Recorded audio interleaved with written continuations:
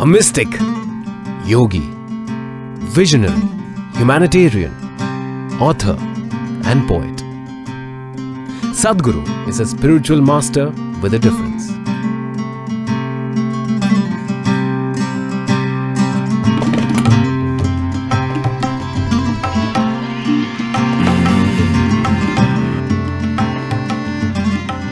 Traversing seamlessly from the ancient to the ultramodern, he bridges the gap between the known and unknown, enabling all those who encounter him to explore and experience the deepest dimensions of life. Making a clear break from the mere customs and rituals, Sadhguru presents the inner dimension in a scientific manner, as it is relevant for our times. Through the mystic eye, shows Sadhguru in his various facets in conversation with eminent personalities from various walks of life, exploring a vast array of topics including business, politics, design, architecture, sports and ecology.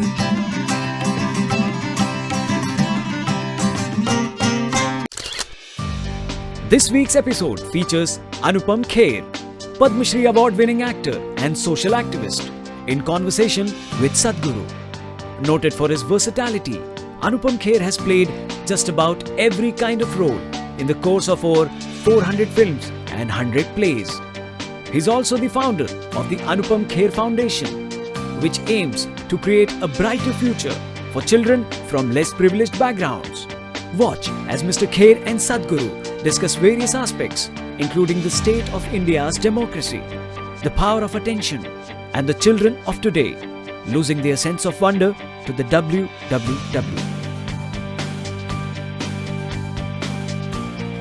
I feel very proud to be an Indian, and I'm sure a lot of people feel. But corruption bothers me, and I'm sure you also spoke about it. How do you think spirituality can help get rid of corruption to some extent? So let's understand this corruption, because it's a very important thing that everybody understands this properly in its right perspective, rather than reacting against a bunch of people who are in an advantageous position, okay? Why I want you to understand this is because for the first time in the history of independent India,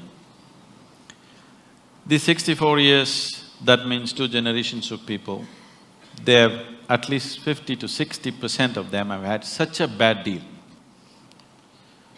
Today, you and me will talk all this and go home and eat well. Correct. There's a whole bunch of people, almost 400 million people, who cannot do that. So, if we handle the next 5 to 10 years right, we can change that. It's a tremendous possibility which is on our threshold. There's an economic possibility sitting on the threshold. If we conduct this right, we can change their lives. Those people who have not eaten properly, those children who are malnourished, which have the highest level of malnourishment, those who are not educated, those who don't have opportunities, those who are in that horrible social and economic pit, their lives can change in the next 5 to 10 years if we conduct our act right.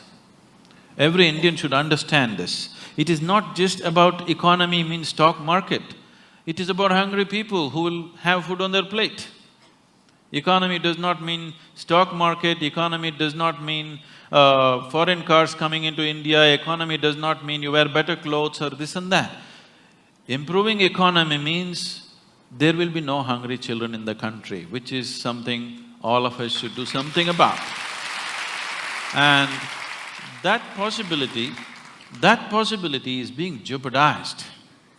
Wherever I go, I speak to various economic and political leaders around the world, everybody says, we want to come to India, India is a big possibility, but the humiliation of corruption, we can't bear it. Because it's not just about money, they're willing to pay a percentage and get the work done, but the humiliation that they put through on a daily basis, which we have gotten used to, they're not willing to go through that. They said, it doesn't matter if we don't do business, but we don't want to come there and go through all that rubbish. So, this possibility is being jeopardized by a handful of people, or it is wrong to say it's a handful of people, it's a nation full of corruption. Correct. Because how many people in Mumbai streets, if there is no policeman, will stop at the red light? I think only 10% will stop. So these 90% are corrupt people. If you make them the chief ministers and prime ministers, you know what they will do? So instead of just calling it by one bad word called corruption, we need to understand, we as a society are trying to move from a feudalistic way of managing our lives to a democratic way. The democratic way has still not sunk into us. So I am saying in our psyche, we are still feudalistic in nature, but we are trying to run a democracy. Democracy will not happen with an active sense of education as to what is democracy, what is the power of democracy, what it means, what is the responsibility of living in a democratic society. This has not been done. We just took democracy from the British and we think if they just put their vote and get their fingers dirty once in 5 years, everything is settled. No, we have not educated people. We are still a feudalistic society acting to be democratic. So how do we do that? Means No. it's a… It is only because common people are not participating in the democratic process. Yes. Participating in the democratic process does not just mean once in 5 years you cast your vote. Most people don't even do that. But I'm saying even if you do that, that is not enough. Democracy is an active sport, it's not a spectator sport. You can't sit back and say, let somebody do democracy. Democracy means you are the boss, you can't sleep on it. You have to be active to everything around you. If you do not bring that consciousness in people, that awareness and activism in people, it'll not work. At the same time, for everything you protest, for everything you call a bandh, for everything, it's our culture. People have understood the technology of how to stop the nation, bandh, hartal, but how to run the nation, it's a different technology. I am saying, at least once a month, in your street, in your region, whatever is the sticking points in your area, in your street, just make a list of that, get a few people together, whoever the councillor, the MLA, call him for a meeting, talk to him what needs to happen. Casting vote once in 5 years is not good enough because you employ somebody and you don't see that he works. That is not… does make sense, isn't it? Do you get angry? You want me to write now? It's not that I'm incapable of anger, I'm capable of everything. It is just that I have not given this privilege to anybody that they can make me angry, they can make me happy, they can make me unhappy, they can make me miserable. I have not given this privilege to anybody.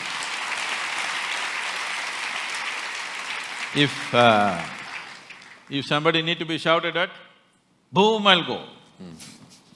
So what makes you angry? It doesn't make me angry. If they need a shouting, I'll give it to them. See, there are different kinds of people in the world. There is somebody here, if I just look at them, they'll understand why they're being looked at. There's somebody else here, if you look at them, they'll just stare back at you. If you tell them gently, they will understand. There is somebody here, if you tell them gently, they won't get it, you have to shout at them. There's somebody else here, even if you shout, they won't get it, you have to knock them on the head and tell them. Different levels of sensitivity in the world.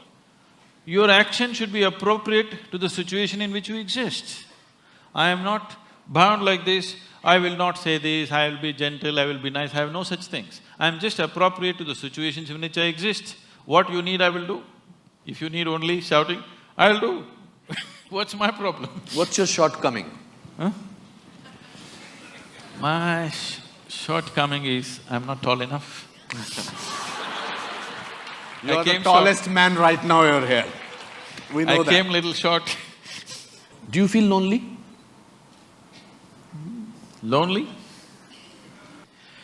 When you're alone, if you feel lonely, obviously you're in bad company, isn't it?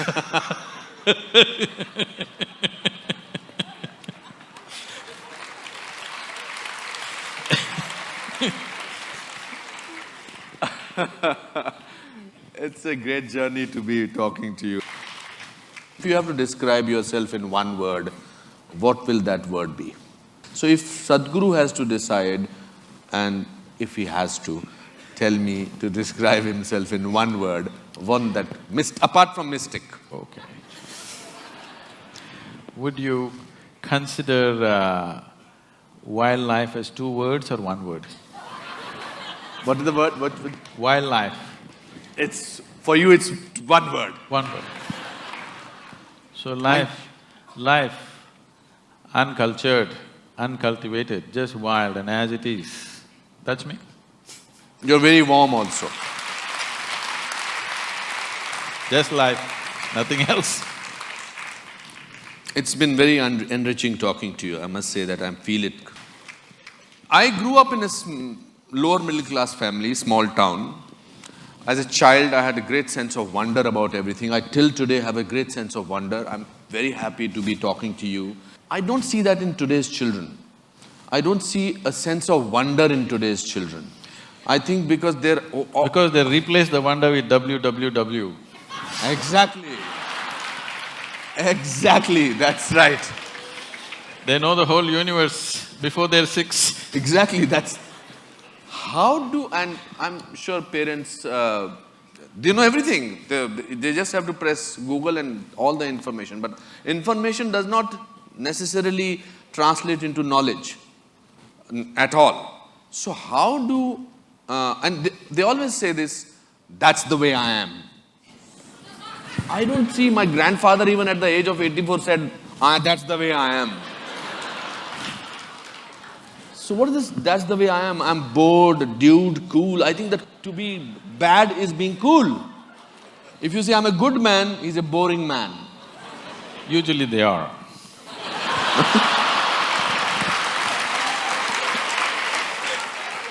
People who claim that they're good people, usually they are boring. Yeah, they are, for the world, for the marketing part of it. We are becoming people who are constantly made to fail, suddenly in India also, that we are living in a world which is not very, very peaceful, which is a dangerous world. We are becoming, pardon my saying, like America, where we don't look at somebody for a little longer. I was in America 2 years back. I was looking at somebody thinking whether should I ask him my hotel, because in my hotel there was a mall. So I went into the mall, and when I came out, I could not see my hotel because I must have got out from somewhere else. So I was looking at somebody to ask him whether, should I ask him where my hotel is? So he said, what are you staring at? I being an actor, I said, am I staring at you, sir? I'm sorry. I did not know I was staring at you. Poor fellow actually dropped me to my hotel.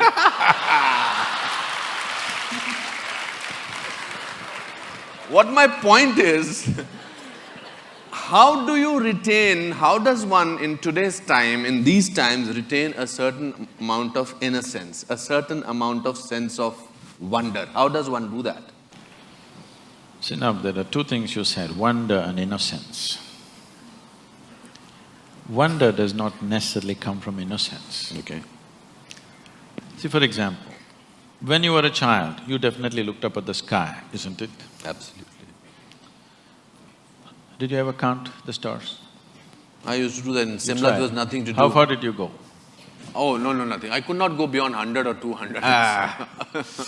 So I meticulously sat down on the terrace, counting, trying to make, segments of the sky and trying to count.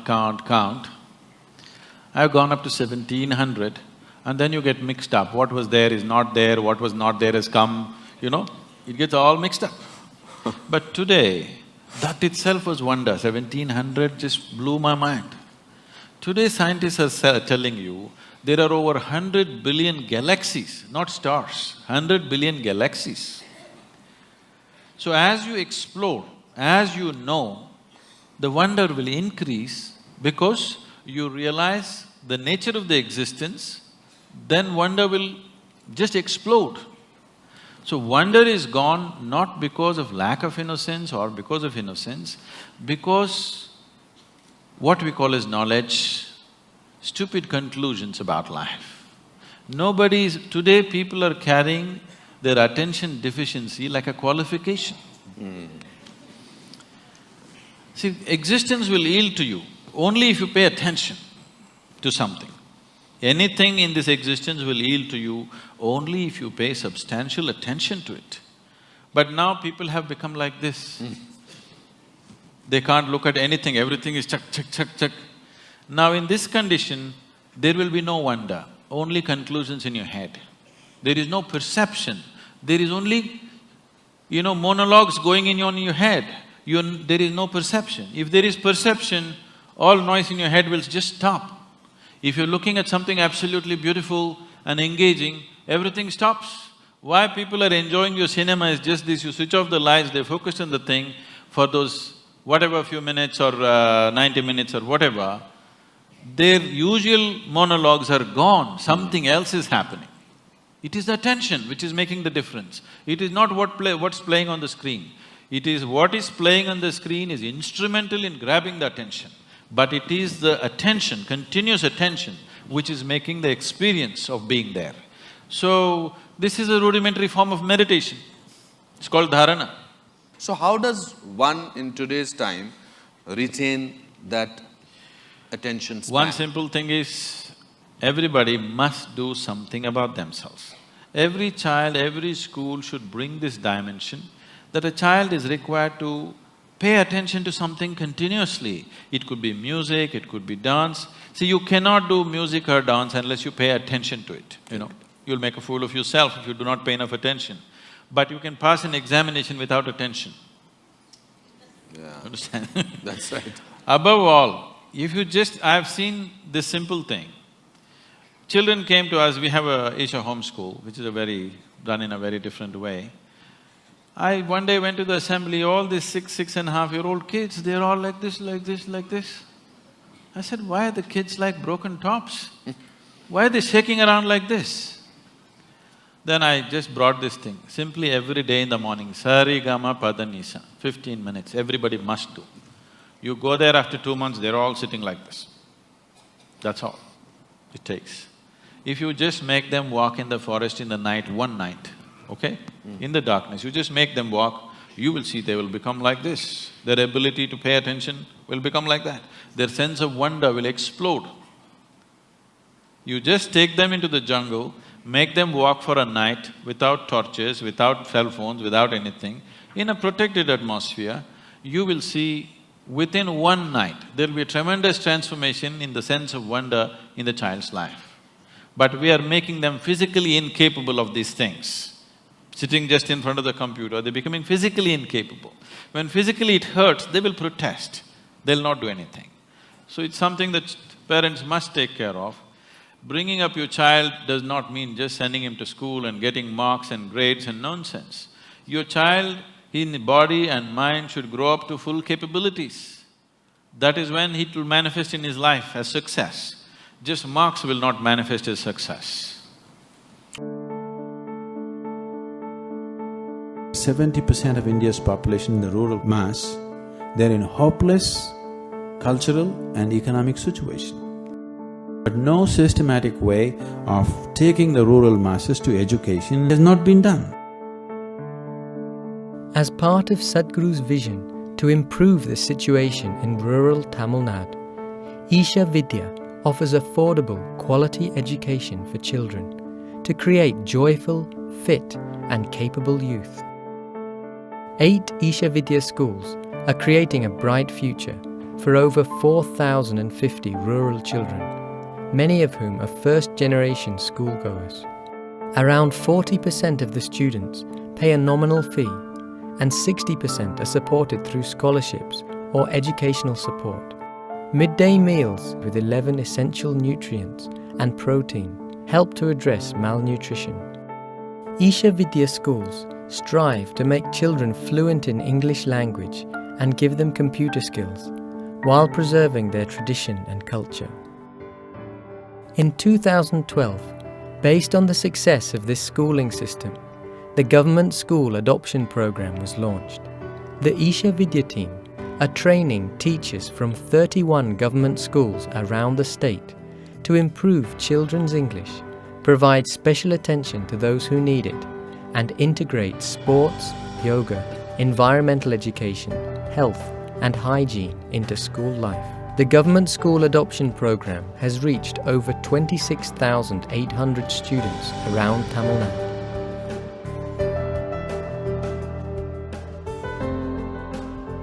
If you have 1 billion people, illiterate, uneducated, this is a huge liability for any country. If you have 1 billion educated, focused, disciplined, committed and inspired population, it could be a miracle. For the first time, we have this opportunity, this generation of people. We can take this whole mass of below poverty line, 700 million people, from one level of living to another in just a matter of 10 to 15 years. Never before such an opportunity has presented itself to any generation anywhere on this planet.